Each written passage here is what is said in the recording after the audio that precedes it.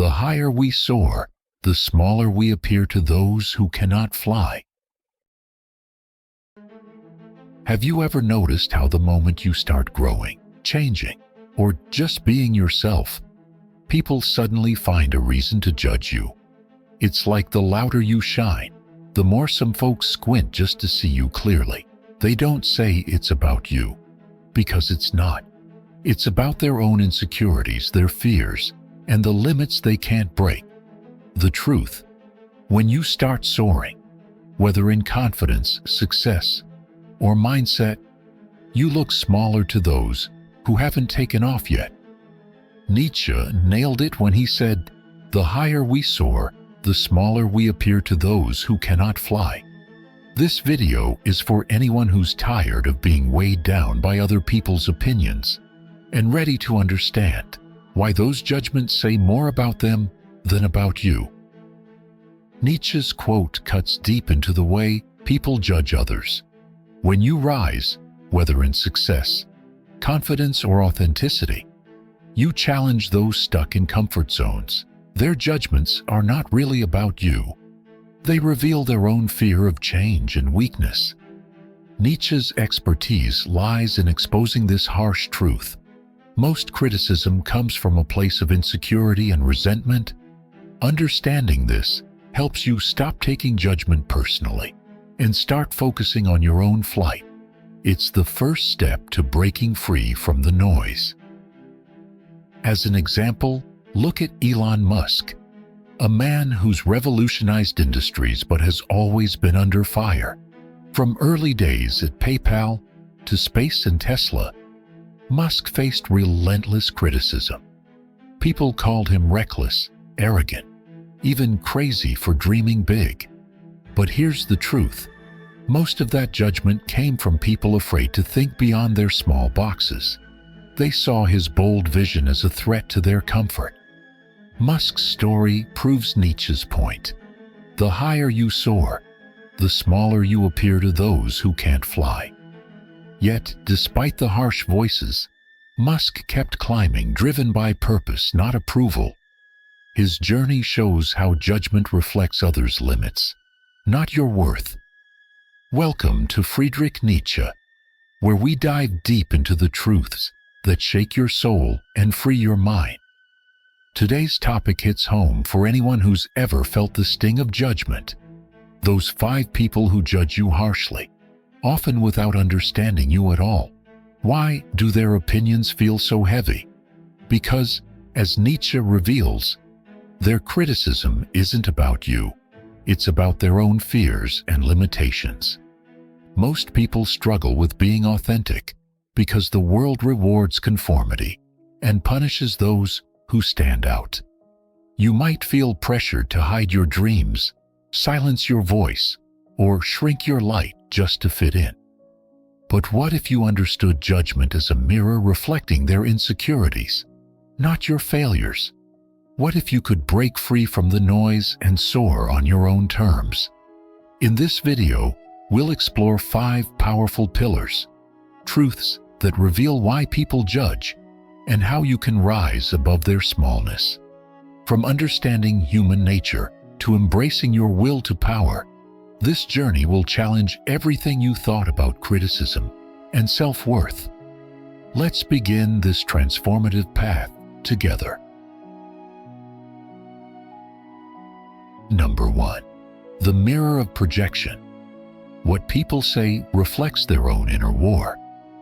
When someone judges you harshly, it rarely reveals anything true about you. Instead, it exposes a hidden battle raging within their own mind and soul. Friedrich Nietzsche understood this deeply. He saw that criticism often springs from unresolved conflicts inside the critic, a psychological defense mechanism called projection. Projection happens when people take their own fears, insecurities, or shortcomings and see them in others instead of facing them within themselves. Imagine a person who feels powerless and afraid of failure. When they meet someone confident and successful, they don't celebrate it. Instead, their own fear turns into harsh judgment, envy, or even hatred. They project their inner struggles onto you, trying to bring you down to their level because acknowledging your strengths threatens their fragile self-image. In Beyond Good and Evil, Nietzsche talks about bad conscience, the deep guilt and self-loathing people carry, which often manifests outwardly as blame and judgment toward others. This explains why the people who judge you the most are often battling their own demons. Their harsh words, their criticisms, are a shield protecting them from facing their own pain. This realization can be liberating. It means that judgment is not a reflection of your worth, but a symptom of someone else's inner chaos. When you understand that the loud voices criticizing you are really echoes of someone's self-doubt and fear, their power over you fades. You no longer absorb their negativity because you recognize it isn't about you, it's about them. But recognizing projection isn't just about defense. It's an invitation to empathy. When someone lashes out, they are often crying for help, trapped in their own darkness. This doesn't mean you accept their judgment as truth, but seeing it this way frees you from taking their words personally. You can respond with calm and confidence, rather than reacting with anger or self-doubt. Let's bring this closer to home. Think about everyday situations. A colleague dismisses your ideas not because they are bad, but because they feel threatened by your creativity. A family member criticizes your choices because it reflects their own fear of change. Even social media trolls project their frustrations onto strangers. Nietzsche's insight helps you see these judgments as mirrors, cracked and clouded by the other person's inner turmoil. Moreover, Nietzsche's famous line, "He who despises himself still respects himself as one who despises," shows how judgment is tied to self-perception. Often, those who harshly judge others are secretly struggling with self-hatred. They respect themselves only through the act of despising, a sad, vicious cycle that traps them in bitterness. So here's the first pillar to break free from judgment's grip. When you hear harsh words or face criticism, ask yourself, what battle is this person really fighting inside? Understand that their judgment reflects their inner chaos, not your value.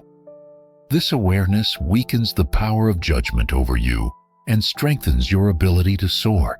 You begin to see judgment not as an obstacle, but as background noise to your ascent. Now that we've uncovered how judgment mirrors inner struggles, we're ready to explore a powerful force behind why people fear your individuality, the herd instinct, and how it fuels judgment and criticism. Number 2, the herd instinct. Why most people fear your individuality. Building on the idea that judgment often reflects inner struggle, Nietzsche revealed another powerful force that shapes human behavior, the herd instinct. As social creatures, humans have an instinctive need to belong, to be accepted by the group, and to avoid standing out. While this need helped our ancestors survive, it can become a cage in modern life, locking people into conformity and fear of anything different. When you step outside the herd, by expressing originality, confidence, or bold ideas, you become a target. The herd fears what it cannot control or understand. Your uniqueness threatens its comfort and stability. Nietzsche warned that the herd instinct breeds mediocrity by pressuring individuals to suppress their true selves just to fit in. Think about your own life, school, work, family, or social groups. Have you ever felt the sting of criticism or exclusion for not following the crowd? This is the herd protecting itself from disruption. It uses judgment as a tool to discourage anyone who dares to soar above or walk a different path. Nietzsche illustrates this in Thus Spoke Zarathustra. Through the figure of Zarathustra, an individual who must separate from the mass to become who he truly is. Zarathustra's lonely journey symbolizes the struggle of anyone refusing to blend into the herd's gray uniformity. The price: isolation, misunderstanding, and judgment. The herd's criticism isn't merely envy. It's a defense mechanism aimed at preserving social order and suppressing rebellion. When you express your individuality, you challenge the herd's authority. So it fights back with mockery, suspicion, and sometimes hostility disguised as concern. But Nietzsche's message is clear. Embrace this challenge. To rise above the herd means accepting the discomfort of judgment and the solitude it can bring. It means prioritizing your truth over the crowd's approval. The herd instinct is strong, but it is no match for the will to power, the deep drive to create, grow, and become your authentic self. Resisting the herd takes courage. It means standing firm in your beliefs, even when faced with pressure to conform. It means cultivating self-awareness so you don't give away your power just to be liked. Every act of resistance is an act of self-love and freedom. Remember, those who fear your individuality often do so because they never dared to break free themselves. Their judgment reveals a trapped spirit, longing but unable to escape. So, the second pillar is this: understand the herd instinct and its fear of difference. Recognize judgment as a tool to enforce conformity, and then choose to rise anyway. Your individuality is not your problem. It is your greatest strength. Next, we will explore a deeper layer of judgment: how the weak use morality as a weapon. Through Nietzsche's concept of slave morality, shaping criticism and control, no one ever changed the world by blending in. History remembers those who stood alone, who faced the scorn of the herd, and still dared to be different. This is your invitation to join their ranks, to stand tall, even when everyone else demands you sit down, because the world needs your unique light, your voice, your courage. Number 3. Slave morality: how the weak disguise envy as virtue. We've seen that judgment often stems from projection and the herd instinct. Now, Nietzsche digs deeper to expose a root cause behind much of society's criticism, what he calls slave morality. This concept unveils how those who feel powerless twist morality to protect themselves, and in doing so, weaponize judgment to control others. Slave morality arises when the weak or oppressed create a value system that praises humility, meekness, and obedience, while condemning strength, ambition, and independence. It's a clever inversion of traditional values. What the strong see as virtues, confidence, power, self-assertion, are labeled vices by the weak. Conversely, traits like submissiveness and conformity become moralized as superior qualities. Nietzsche explains this in the Genealogy of Morals as a product of resentment, a deep, simmering resentment mixed with helplessness. Instead of facing their own limits and powerlessness, the weak declare their weaknesses to be morally good and the strengths of others to be morally bad. This creates a society where judgment serves to shame and hold down those who rise above. This is why criticism so often feels like a personal attack on your ambition or confidence. It isn't just dislike. It's a social mechanism designed to maintain the status quo. The weak use morality as chains to keep the strong confined, framing ambition as greed and independence as rebellion. To understand this better, consider everyday examples. A coworker labeling your drive as arrogance, or someone calling your confidence selfishness. These accusations often mask envy and fear. They are attempts to justify holding you back by painting your strengths as flaws. Recognizing slave morality is essential. because it reveals the battlefield beneath judgment. When people criticize your success or uniqueness, they're often defending their own fears and insecurities through moral condemnation. Nietzsche challenges you not to accept these twisted values. Instead, embrace your will to power, the fundamental drive to grow, create, and assert your identity. True virtue lies in becoming who you are, not in fitting the mold imposed by others. This pillar calls you to see judgment from a new perspective. It's rarely a fair reflection of your character. More often, it's proof you're walking a path many fear. In life, critics will call you proud or arrogant, demanding humility to keep you small. Nietzsche's radical message is to reject this and own your strength unapologetically. Let the fear and envy behind their judgment become fuel for your fire, not a reason to dim your light. Remember, the most forceful critics often come from those afraid to rise themselves. By understanding slave morality, you gain power over judgment, choosing to define your worth on your own terms, not through the eyes of those who fear your ascent. Next, we'll explore Nietzsche's powerful concept of the will to power and why you were never meant to be liked, but meant to create. Number 4. Will to power. You were not meant to be liked. You were meant to create. By now, you've seen how judgment often reflects others' fears, insecurities, and societal pressures. Nietzsche's philosophy cuts through all this with one of his most powerful ideas, the will to power. This isn't just about dominating others, as some might think. It's a deep, creative force, the drive within you to grow, overcome, and shape your own life. Nietzsche believed that every human being carries this will to power, a fundamental impulse to assert yourself, expand your influence, and become more than you were yesterday. It's about creating value where none existed, crafting your identity from the raw material of existence. This creative power is the essence of becoming who you truly are. When you try to please everyone, seeking approval and acceptance, you betray this will. You shrink yourself to fit expectations and lose your creative spark. Nietzsche warns that the desire to be liked can trap you in weakness and superficiality. It's a form of self-betrayal.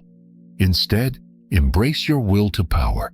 It means accepting that not everyone will like you, and that's not just okay. It's necessary. The path to greatness is lonely and often misunderstood.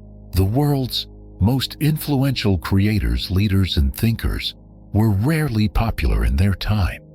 They were driven by something stronger than approval, a relentless urge to create and transform. Think of artists like Picasso or scientists like Tesla, figures who faced harsh judgment but remained true to their vision. Their power came from within, not from external validation. This principle demands courage. It asks you to stand firm in your values and ambitions, even when it costs you popularity or comfort. But it promises freedom to shape your own destiny and live authentically. Nietzsche's own words remind us, the individual has always had to struggle to keep from being overwhelmed by the tribe. Your will to power is the fire that fuels this struggle, pushing you beyond the limits imposed by others. Living through your will to power means recognizing that judgment from others is inevitable, so you will be misunderstood, criticized, and sometimes isolated. But instead of shrinking back, you learn to use these challenges as fuel. Every harsh word becomes a spark that ignites your creative force stronger. You stop chasing approval and start building a life that's uniquely yours. You prioritize growth, self-expression, and impact over popularity. This shift changes everything, turning judgment from a barrier into a stepping stone. Embracing the will to power means facing your fears head-on. Fear of rejection, failure, and loneliness. It's a daily act of courage to stand for who you are, unapologetically. This courage is what separates those who merely exist from those who truly live. The fourth pillar is this: stop trying to be liked and start striving to be powerful in the truest sense. Creative, courageous, and free. Next, we'll face the ultimate challenge: becoming who you are.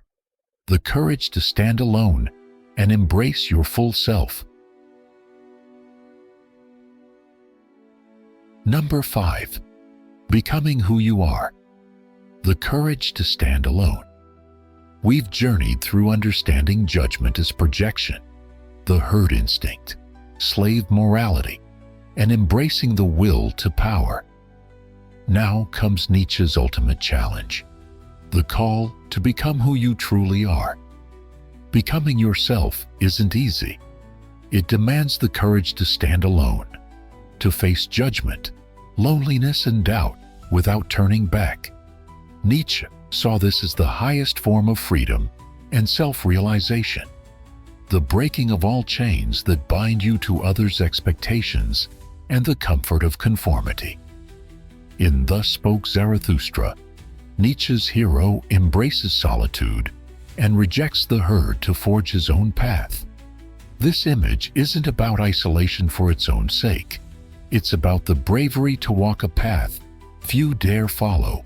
It's a call to live authentically, beyond approval, beyond fear.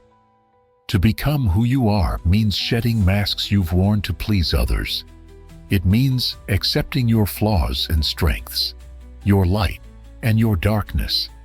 It means embracing the chaos of becoming, knowing that self-creation is a lifelong, imperfect process. This courage feels terrifying because it often means risking rejection. People will misunderstand you, judge you, and try to pull you back into the herd. But each step away from conformity is a step toward true freedom.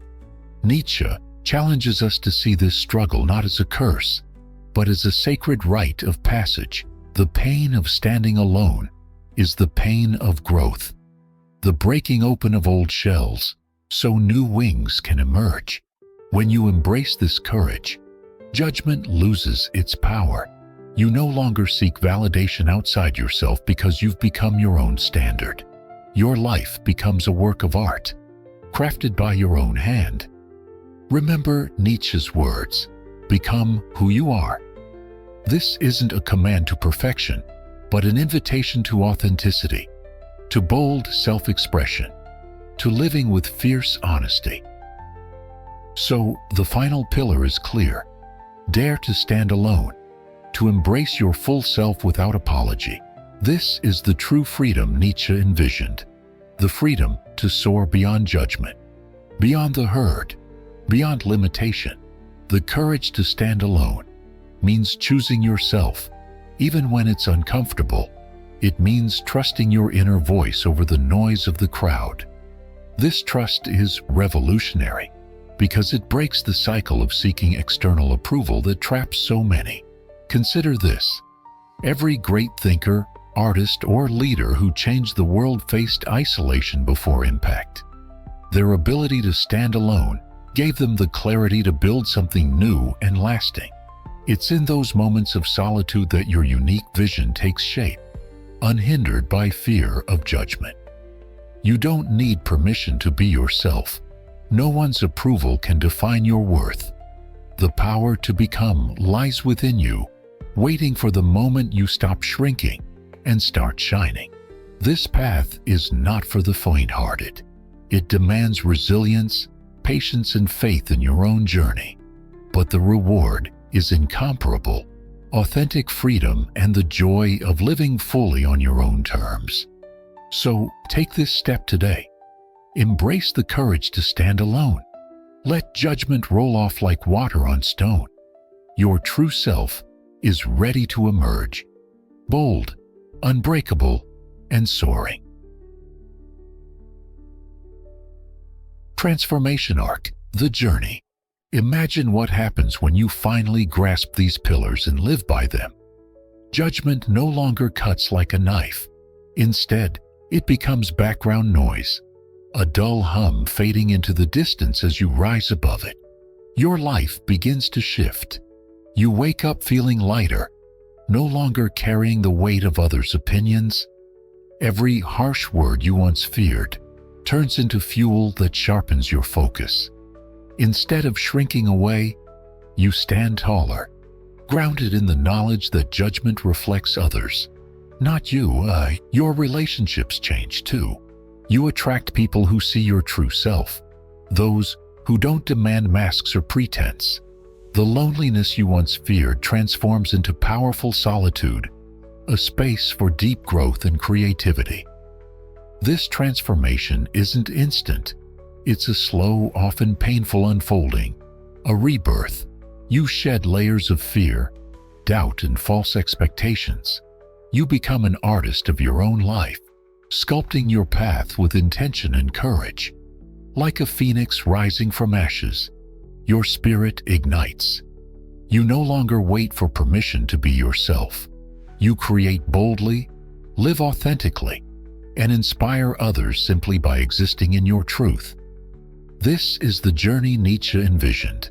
It's the triumph of the individual over judgment, the rise from the herd to freedom, from fear to power. It's the story of your becoming, your soaring. Modern interpretation.